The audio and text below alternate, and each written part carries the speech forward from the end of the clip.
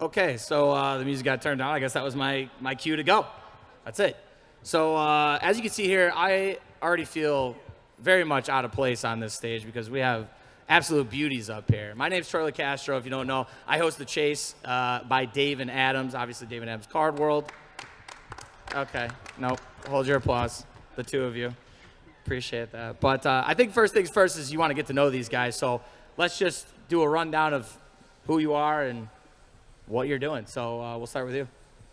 I know you, but they don't know. Some may know you. I'm here to introduce myself to as many people that want to talk to me, but I'm Kyle. I am a hobbyist. No. Woo! Hell yeah. Hell yeah, Kyle. My content page is King of the Cards. I create content in the space and have a full-blown sports card collectible business that I'm fortunate to get to run every day. All right. Next one. You, sir?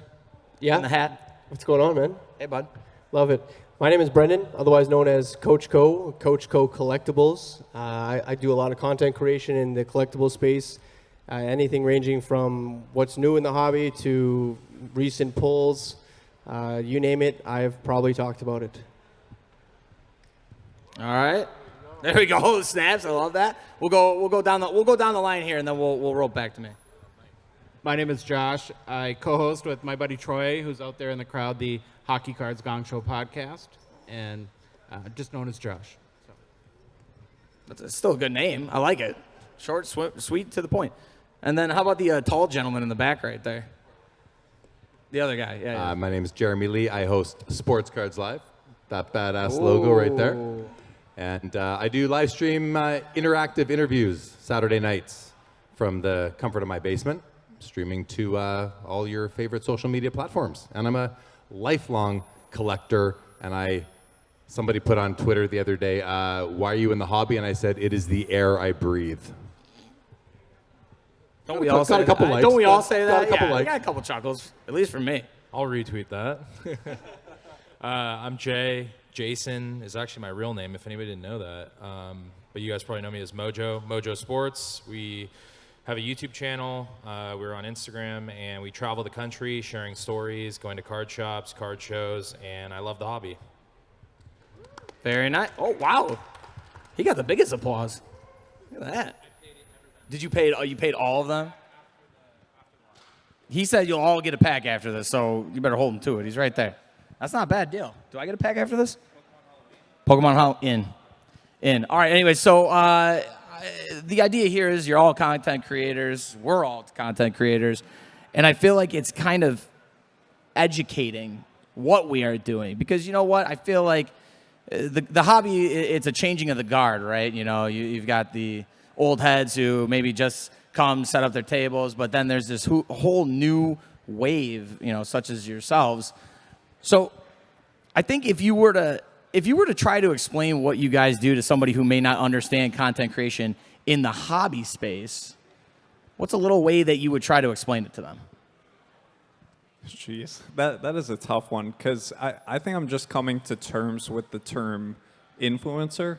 Like that was something that people threw around, and that whole thing is really hard to understand. I try to explain it as I'm documenting my day-to-day, my life in this space, and that whole process for others to see, and hopefully share it and impact positively this thing that I care so much about, you know, something that's so special to me. So I would say just trying to put my journey out there for others to see. That's pretty good. How you gonna follow that up now? Well, for me personally, I'm so humbled to have the ability to create content and other people actually care enough to consume it, but also share with their friends and actually get some value from it.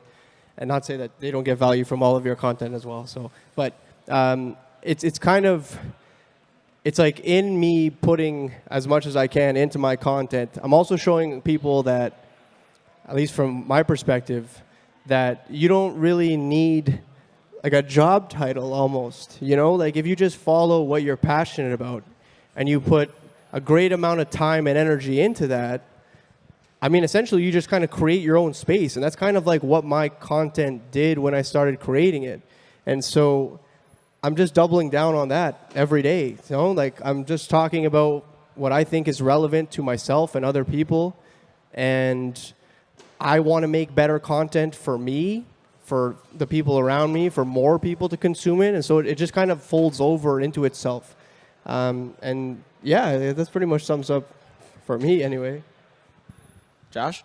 Yeah, I would say for Troy and I, our show is maybe a little bit different. It's very research-based, and the problem that we found for us as hobbyists is there's such a learning curve, and it's a huge learning curve to get into the hobby. And I've often thought that the lack of places to get information is actually a thing that turns people away from it because it causes you to make mistakes. And so we almost look at it very transactionally, our relationship with the audience. If somebody's going to get, like our shows are 2 hours twice a week, so if somebody's going to give us 2 hours of their time, how do we give them 2 hours worth of value to make their collecting experience better and to help them really get more, achieve their hobby goals? I mean, and that's really everything we do is about, I don't want to take up space with any of our content. I don't want to be part of noise or anything like that. I want to give somebody value and actionable information that they can use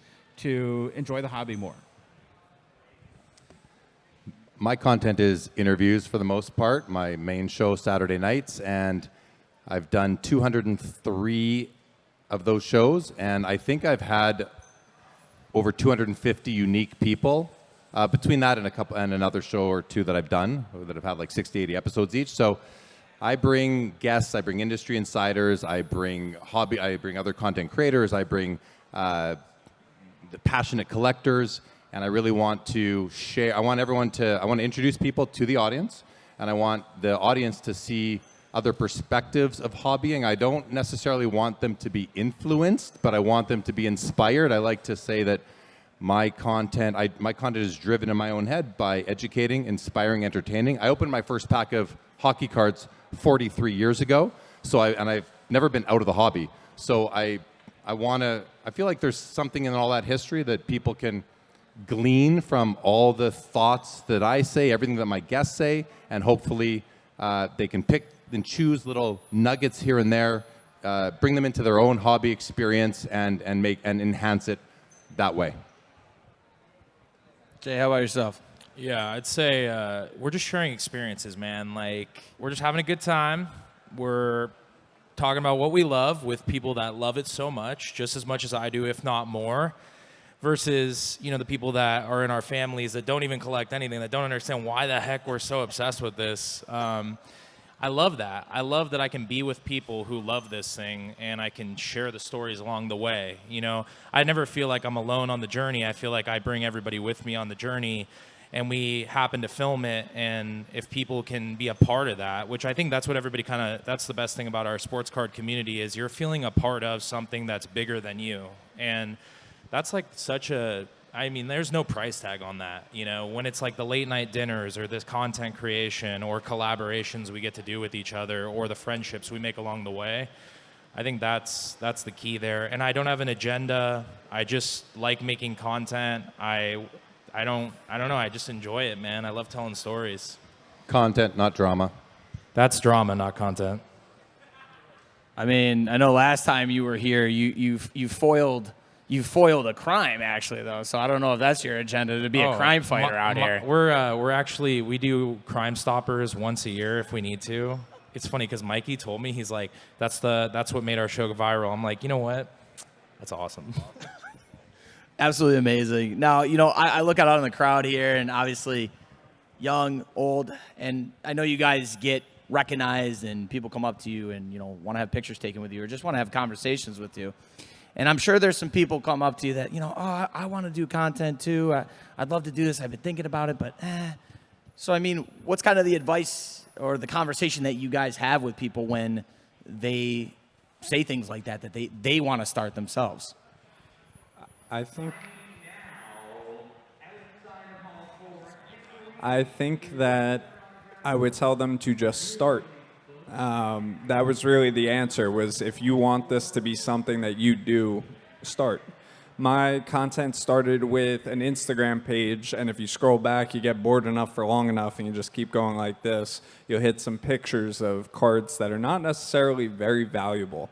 And that's all there is. It's just pictures of cards that I enjoyed that I kind of wanted to share, and that's where it all started from.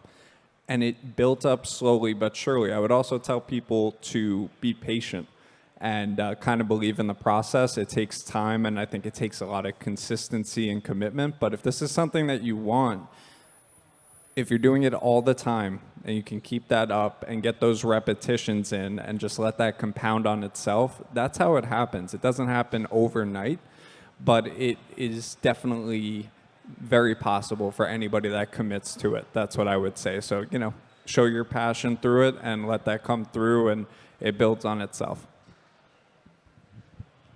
Yeah, to Kyle's point, you have to start, and the best way to start is by not overthinking it. You just have to go with what feels natural to you, and maybe it's what you're comfortable doing at first. And truthfully, when you first start, most things will be uncomfortable. So find one thing that is a little bit less uncomfortable, and lean on that thing, and then you might gain a little bit more confidence, and you branch out into something else. And you see how that feels. Don't necessarily go based on how people react to the content, because, there's always going to be people that like and dislike what you feel like doing, right? So it really comes down to, what do you enjoy doing? What do you enjoy talking about? And if you know those two things, you just keep getting better at talking about those things, at telling stories, like Jay says. You understand what people want and what they don't want. It really just comes down to find what you're passionate about and talk about it all the damn time. Really good advice. And I guess if I could add anything to that, I would say be authentic. You have to be yourself. We all look up to other content providers, but if I tried to be like Coach Co, it wouldn't work, right? You got to grow a mustache first. You have to grow a mustache first. But authenticity is something that the audience can see through. If you're inauthentic, they'll see through that right away. And so I just think you got to be yourself. I can't add anything. You guys have said all the key pieces. Just start. Don't worry, you're not going to be perfect the first time. Continuously try to improve. So that's to Kyle. Co said this pretty much similar things. Pick something that works for you. Stick to it. Go with it. Don't worry so much about the reaction. And the most important thing, I think, is be authentic. Be your authentic self. The audience, I'm repeating you, Josh, but they will see through you. So you normally do. If you're going to create content, be authentic. Don't worry about trying to be different than everybody else. There's going to be overlap. That's okay. And be consistent. Consistency is extremely important, because your audience comes to count on it, and then you remain sort of in the game and in the right mindset. That's it from me. Over to you. Your first video is going to suck. Your engagement's going to suck. And you have to be okay with that. You got to be okay with the uncomfortable. If you're scared to make content, you got to step in and just do it. And like these guys said, consistency. But there was times when I made content where I was worried about the results, and you can't be in the results business. You just got to make content. And if you're not having fun, you got to take a little break and restart. But for the most part, acknowledge that all of us have had 0 likes, 0 followers. We've had videos bomb. I've made videos where I thought we killed it. I had JD film for 12 hours, and the video gets nothing. And I'm like, what the hell? But you live and learn. You can't expect, it's progress, not perfection. That's the key. Couldn't agree more, because that's every post I have right now. It sucks, but I digress. My man. But I think that's a great point that you guys brought up about tripping up a little bit in the beginning, but realize you just got to keep going. So I guess on a lighter note, is there anything you guys remember that kind of sticks out from the early days, kind of flubs in the content or anything like that just still makes you laugh when you look back on it? And people who have that problem where they're like, oh, I'm messing up, I want to stop, that you can kind of share. Yeah, again, if anybody gets bored enough, you just got to just go like this for a little bit, and you'll get to some real good stuff on mine. If I had to pin it, it would be the TikToks, where I was actually trying to correlate what I was doing with the hobby and my day-to-day to TikTok trends. No, I didn't dance. Actually, I might have a TikTok where I'm dancing, but We gotta find that. It wasn't for a trend. It wasn't for a trend though. That was just all me and getting in the hips, you know. But that's different. It was like some ridiculous voiceovers and stuff that I was relating to the hobby. And listen, they're funny, but I definitely look at them, and if it were today, probably wouldn't do them. But they help get me here. So definitely some cringeworthy stuff, and you just gotta laugh at yourself a little bit with yourself, and trust the process. And before you start, you were talking right before. You're the superhero with the green screen. So I would imagine that's Yes. what he self-proclaimed. Self-proclaimed. No, you're right. I mean, at one point I didn't have a green screen. At one point I didn't have a mustache. So I mean, if you scroll back far enough, there's no mustache, there's no green screen. There's just kind of someone talking, and there's no hook. There's nothing. It's just information. So I guess it's just funny to look at how things transition when you put in and you're actually paying attention to so many different things, and now those are all automatic. Like, I mean, things like hooks, things like, at least for my type of content, it's just night and day. Yeah. Josh? It really, for us, it comes into our name. Part of the reason why Troy and I picked Gong Show was so we had a license not to be perfect. And that's really a theme in our show. And the advice I would give anyone around that is to own your imperfections. So, and that's actually in our process of doing our content, our audience has really resonated with. So there's a couple things that we're really known for. Troy, probably in our first 10 episodes, we did our picks for the Norris candidates. And Troy nominated Nikita Kucherov for the Norris, and that was 100 episodes ago, and we still hear that almost every day. And then if anyone's ever listened to our show and heard us pronounce any French name, it's brutal, and we suck really bad at it. But actually, because we own it, I think it becomes something that our audience embraces with us, and we just say, "Hey, we're not perfect. What can we do?" I hear you. My content is a bit unique from the rest of these guys because I exclusively do live streams. I don't do any post-production editing, so I get one take. And if I say something, I have to think on the spot. So if I say something and then I'm going to bed later that night, I think, wow, that didn't make any sense. Oh my God, so you have to be comfortable being wrong at the odd time. And also, if you do live streams, you have to make sure you're not muted when you're talking, because otherwise you can go. I once went for like 5 minutes without realizing that I was on mute, and then I looked at the comments coming, like, we can't hear you. I'm like, oh my God. So I learned my lesson, but that's what I'll leave it with. Man, I remember I was 15. I was filming on a Timeless Treasures 2010-11 basketball box, John Wall in the front. I used to put this camera on top of this thing. I'd come home from football practice. I'd open my mail. I'd go get autographs. Oh my gosh, like I can envision my first videos on YouTube, man. It's like, and I look back and it's like my parents never allowed me to show my face, which is ironic, but they're like, oh, we don't want anything bad, blah, blah, blah. And I look back and it's like I never showed my face back then, but I always remember the ritual. I'd go in, plop it up, open my mail, buying like Jeremy Lin, LeBron James, like all those guys.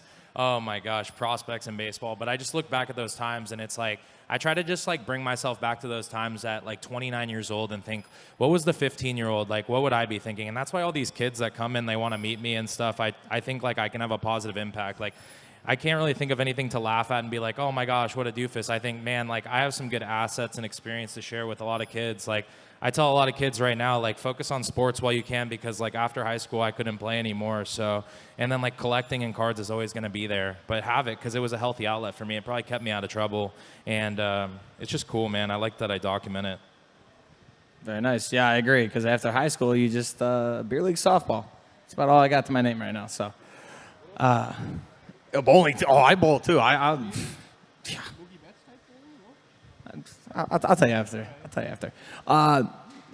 So Jeremy and Josh podcast. You guys doing. I know you do a lot with your deals that you do. You do a lot with your deals with you do. You do a lot of just informational things, keeping people up on what's going on in the hobby. So we've kind of done all that stuff, and what do you guys think that we can do in the next couple of years to not kind of go stagnant and kind of just continue to level up in terms of the content that we put out to the collectors? I think it's important to stay innovating and to keep getting creative. We've been creative for a long time. I think it builds upon itself, but to really get outside the box. Like for me personally, I've been fortunate to get to be lately around big name athletes. And I think for the hobby, connecting the guys we collect and the kids look up to and that people are looking to, determining who they're buying, connecting them to this directly is a huge part of what's going to help it explode. Because to start, that they're marketing themselves and we're going out and buying their cards. So, for me, along those lines, that was something I was focusing on bringing together lately and trying to bring more groups into it. I'm fortunately working with Sports Illustrated now. And working with a group like that, again, tying the worlds together, because I genuinely think that every sports fan is just a collector who doesn't know it yet. And it's a matter of time and marketing it the right way. But I think it's about getting creative and starting to really expand upon this thing, figuring out what it connects to outside of itself. I mean, to second Kyle's point about innovation, it's like reinvesting in content creation, right? So if we look at even this stage, this event, right? I mean, this is a form of content. People are consuming this. There's three halls now versus the two. The hall 4 is greatly improved. This stage is greatly improved. This setup is greatly improved. If we want to not be stagnant, we have to keep reinvesting and making it better so that there are more people consuming it. I mean, I don't know if you remember last Expo, but there's a lot more people watching us than there were last Expo, right? 100%, So 100%. You know what I mean? So Yep. it's just about continuing to reinvest in that content if we want it to continue to be better. And to his point, in innovating and making it more consumable for everyday people. Yeah, I'm looking forward to all the new suite of production tools that are coming out, and especially some of the AI stuff that I think is going to allow us to spend more time on the content itself. Some of these tools that are do like your editing for you and stuff like that, and will improve both the production quality of the content we're producing. But for us, it's about how do we maximize every minute of our time to make sure that we have the best information for people, instead of, because there's a lot of, like in anything you do or create in life, there's a lot of little tasks that go along with the content itself. And so I'm just looking forward to more and more tools that make us more efficient in that regard. I would say don't be afraid to fail. Try new things. So along the innovative line of thinking, if I know what happens to me. I'm going to sleep at night. My mind races, and I'll have this idea. Oh, there's a good theme for a show, and I'll just do it. I'll just do it, and if it works, great. If it doesn't, I don't care. I'm going to move on to the next one. I'm going to keep doing what I kind of do on the regular basis, and to keep going, there's a good chance you're going to come under attack at some point from certain consumers of your content. Don't let it bother you. Ignore it to the best that you can, so that you can keep on forging ahead. Because while you might the people who like what you're doing are a little quieter than the people who don't. So don't get discouraged. Keep on going. Try new things, and be authentic to yourself. Still, that's going to help you grow, and the whole content scene will continue to grow if it has people who are committed to their craft and are, like these guys have said, if you like your own content, you're going to see it grow over time and grow your audience, which will just snowball for you, and hopefully the people that you're friendly with, that you're talking to, that you're brainstorming with and collaborating with as well. Yeah, I'd say cards have been around since the Civil War, right? Cards have been around since the 50s, the 60s, 70s, 80s, 90s junk wax, 2008 recession, COVID collecting. Now we're here. We're in an adjustment. The key element here is it's attraction, not promotion. You could promote and market the hobby all you want, but I think this needs to be an attractive, affordable, fun hobby. And the good thing about our channel is we've been doing that for 3 years. Just showing people what the fun parts of the hobby are and what it means to be a collector. And I've said it on my channel, it's okay to sell, it's okay to be a flipper, investor, or collector, I think deep down what carries the hobby is you got to keep the youth involved, and at the same time, the hobby has to come together. It's strength in numbers, you know. We got to acknowledge that this isn't just us here, or it's not just it's us. You know, I involve anybody that's sitting in the stage can be a part of our content. That's the cool part about it. You can show us a cool card, you can sell me something, you could tell me a fact, a story about your family, something relatable, you know? Yeah. I think the athletes are great for the hobby, but I think for whatever it is, I think they can relate to guys like us a lot more just because we're so plugged in and involved. The athletes are great for the hobby, but I think guys like us are kind of the push forward. So it's more relatable. The athletes are just one of us. That's what I always say, one of us. Like the athletes are good for the hobby, but the collectors and the hobbyists are better for the hobby. And like you were just alluding to, what triggered in my head is, as content creator, be inclusive, include as many people as you can in what you're doing, because that will be contagious and will grow. I'll give you an example. This kid comes up to me at the show. He's not here now. It was his first show experience, and he's like, "I'm scared to be here. I'm a little intimidated." And instead of saying, "Oh, don't be intimidated," I described December 2021 or January 2021. I came into Dallas Card Show with a bunch of base rookie slabs, and everybody had exquisite Jordan autos. I'm 27 or 26 years old, and I'm as scared as that 14-year-old. And I told that to him. I was like, "Dude, you don't have to have the best cards. Just have a good time. Tell people you're new here." And then I gave him a pack of cards, and you just carry that forward. You got to give them it doesn't matter if you're 15 or 55. You got to give people a good experience. If you don't give them a good experience, they're not coming back, plain and simple. Very well said. The hobby is alive. I agree with that. Retweet. Can I ask you a question? You want to ask me a question? Yeah. I feel like we're just getting hammered over here. It's your turn. Spotlight's on. Sure. I would ask to Troy, because you just asked the question about what we're looking to do on our end. And I mean, you're involved as a content creator. What do you think your steps are, or our steps as a community in content creation, the niche within the niche?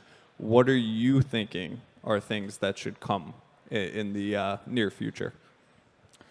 I mean, I definitely like the education point in terms of, I have a hobby account, if you will, right? But I think teaching your friends, your family, what the unknown is, because I think to a lot of what you guys said is the sports fan is probably a collector. They just don't know it. And I think, too, it's in terms of not pushing these people away, helping them out, because I've had plenty of run-ins where someone's like, "Oh, I have this," and they think it's worth a lot, but really it's just a cereal box from, it's Flutie Flakes. It's a box of Flutie Flakes, right? But I feel like instead of bashing those people, like, that's not worth anything, right? Welcome them in. Welcome them in. Explain, like, "Oh, that's cool. Like, have you seen this? Have you seen this?" It's a lot about education, and I think what we're doing is a lot of educating. And I go back to the National, and I think about what we saw in Chicago. It just was unbelievable, right? From Atlantic City to where we were in Chicago was just a step. It was a spectacle, right? It wasn't just a card show anymore. It was a spectacle. And I think it's really just about being inviting and having conversations. You know what? Having tough conversations, too, because I think a lot of, the hobby is transparency. And I think it's just trying to get the bigger companies to really connect with the smaller guys, right? And really just have those tough conversations that maybe nobody wants to have, but should be had.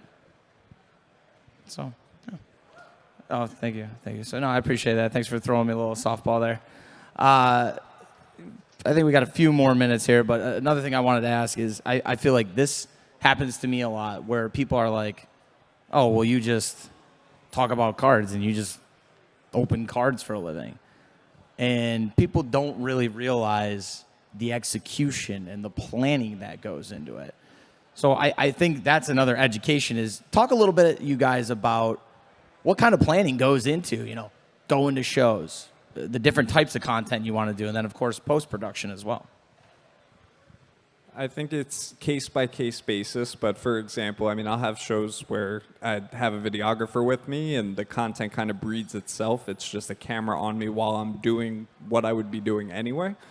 This show, I couldn't have a videographer on me, so now I got the phone out, and anything I see to get creative with, I have some ideas in mind for some fun things I'm going to try to execute on that I kind of list out. So I think preparation's key in anything. And to keep up with it, you have to have ideas in mind beforehand. Can't rely on everything just coming about. So, preparation, scheduling, just like you'd schedule a doctor's appointment. It's like, this is the time I want to have this ready to go here. Just like anything else, it's just prep. So I just try to be as consistent as possible with my whole process. So I try to make my content at the same time every day. Like I search for things to make content about the same time every day. Like I just try to automate as much as possible so that I'm more inclined to continue doing so. And then the post-production stuff, it really just comes down to like the more efficient you get with it, it gets a little bit easier and easier. You end up cranking it out a little bit quicker. I honestly just think automating it has not, and again, it's not automating it, but like making it second nature has made it so much easier for me to create, and that's kind of like part of my process. Yeah, our process is crazy, and I don't know. I don't know why we do it. I still don't know. I said our show is very research based, so we probably it's either 20 or 25 hours of research per show, and we actually script out a lot of our 2.5 hour episodes. Troy, what was it? Almost 1 million words we've written in 130 episodes now that we've tracked in our outlines. Wow. And, so it's about 4 hours a day of writing that we do. That's a Jeremy? lot. Those are some That's a big lot of numbers. words. Some Yeah, big numbers right That's there. Hall of Fame numbers, in my opinion. Kyle over here says, I don't even know that many words. So I stick in my lane, and my shows are interview based. So I don't necessarily research my guests before I have them on. I actually get to know them, and that allows for a much better episode where I kind of know what I'm going to ask, but I also leave it open to the chat, to the audience to ask their questions. As I say at the beginning of every episode, your questions and comments are in play, which adds some surprise element for my shows. But my prep is getting to know the guests ahead of time, and I can't speak to the going to a card show. People always ask me, "Are you going to do content at the show?" I'm like, "No, I'm going to leave that to the Mojos and the King of Cards and the Coach Co's, because those guys know what they're doing. They are pros. I would be starting from scratch, and I do so. I don't bother with it. Yeah. I research for my own. I get prepared for my show the way I do. I have a process. I'm over 3.5 years in doing it. But kudos to these guys who are doing their podcast in these environments, which are full of activity and full of all the sensory overload coming at you guys from all these different angles, and you stay focused, and you guys are pros. And I just say, please continue doing what you guys are doing. I hand everybody their lines, and they say what I want them to. No, I'm just kidding. You got scripts for everybody, you just handing out packets. Greggy, say that thing I told you. No, I'm just kidding. Our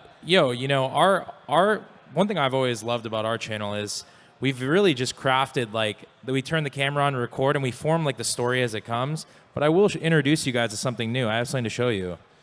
So I've been doing this. I met this director. We latched on. I've been talking to him through Instagram. So I've been storyboarding my content a little bit more. These stickmen are you guys kind of thing. And we're in scene 9 and 1 where Ben, Carlos, Iffy, and JD look at me staring weirdly right now. I'm just kidding. They're at my booth. But no, dude, this has helped so much. Oh my gosh. Yeah. I want to do a tour of the show, and I have kind of an idea of what I want to do, because when you're making content, your mind is racing and you lose ideas and you get lost in it. So I come back and I pull this visual out and I stick to the script a little bit more. But obviously, the organic, I challenged you to one-on-one basketball out of nowhere. I didn't know I was going to say that when I saw you. And then you told me you don't play basketball, but it's funny. Right? I can block. I can block. I told Put you him in the paint. I'll sign you to a max contract for the Culture Collision because I can't guard a certain person on the other team. I'll do that. I went 0 for 10 at the tag grading basketball hoop booth at the Anaheim show shooting. All right. I say that not proudly. All right, over 10. never mind. I'm just kidding. But I can block, but like I said, I can last thing I'll block. say on that is like the content I've noticed as I've made more, this planning has allowed for better content. I think it's a little bit better for us. But we still allow people say what you want to say. It's a good time. So it's not scripted. It's just more organized. Sure. Yeah. No, I think that's a fair point. Absolutely. Organization is key. So, gentlemen, the last couple minutes we got here, I figured let's just go around and obviously let people know, where they can get and consume all of your content, where they can follow you, and maybe just a quick what you hope to get out of the weekend here in Toronto. Yeah, so King of the Cards, and I'm on TikTok, Instagram, and YouTube, and I just hope to have fun, make deals, and meet as many people within this space as I possibly can. Keep growing the network, and hopefully put some smiles on people's faces. It's amazing seeing how there's no place as welcoming as Canada. I say that if you follow my stuff all the time. I love it here, so I said it this morning, and I'll say it again right now. Sticking to it. So just going to enjoy being with everybody here. Yeah, so that's Coach Co Collectibles on TikTok, Instagram, YouTube, as well as Facebook Reels. Got to plug those Facebook Reels. Hold on a second. Who And knew? what am I looking to get out of this weekend? Honestly, I love connecting with each and every one of you guys. Every time someone comes up to me and tells me that they enjoy my content or they hate my content or they like my mustache or they need to shave my mustache, I mean, I get something out of it, right? So that interaction, it's kind of what sports is all about and hobby is all about. It's like not everyone likes the same cards, not everyone collects the same stuff. Yeah. And, that back and forth that's what I'm here for. I'm here for making friends that agree with things and disagree with things. So, Very nice. Josh?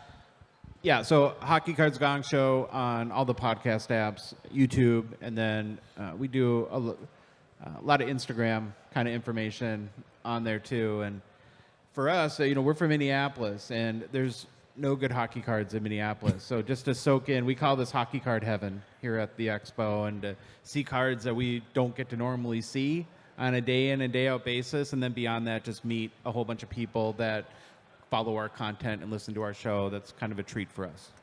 Awesome. My content is on YouTube, and it's called Sports Cards Live. Sports Cards, not card. And you can find me on there. You can find it. What I do is I record the shows every Saturday night, along with some other shows I do. Josh and I do a show every Sunday night as well together, and then I download the audio and I upload it to all the different podcast platforms as well, so you can listen to it there. And I do my shows are long; they're like 90 minutes at least. I recommend listening at like 1.25, even 1.5. I do tend to talk really, really fast, so go ahead and do that. And come see me at booth 733 here at the expo. You can find me there too. Lots of great cards. Very Thank you. nice. And Jay? Yeah, Mojo Sports on YouTube, and we're set up actually right behind you guys. Look at those three guys right there. Look at that. Say hi, guys. Go ahead. Wait, yeah, there you go. I Yeah, love the so- pageant wave. Yeah. Like, I know, what the heck is that? So, yeah, we're set up here.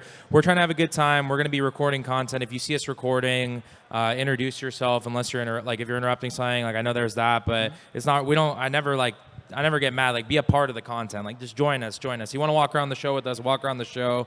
We're going to be buying a lot tomorrow. So if you guys want to walk around and kind of hang out, latch on, follow us around. We're going to film a bunch of content all weekend. There we go. Well, gentlemen, I really appreciate you guys being up here with me. Like I said, a bunch of studs. I feel out of place out here. These guys are fantastic. Can we get question? So, you know how you guys have been saying, He's loud enough. I don't know. I got him. You guys hear him? Yeah. All right. you know how you guys been saying like a script. So you guys are basically saying like you guys are like the NFL because the NFL has a script. Exactly like the NFL. Yes, the NFL is scripted.